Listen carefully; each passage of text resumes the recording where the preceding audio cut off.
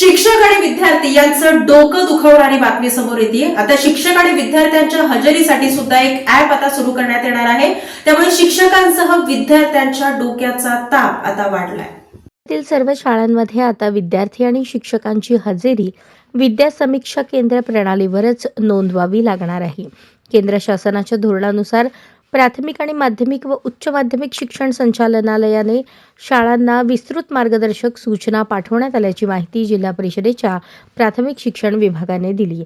दरम्यान केंद्र सरकारच्या धोरणानुसार VSK प्रणालीत मार्गदर्शिकेनुसार विद्यार्थी आणि शिक्षकांची हजेरी घेण्याच्या सूचना प्राथमिक आणि माध्यमिक शिक्षण विभागाने दिल्या आहेत।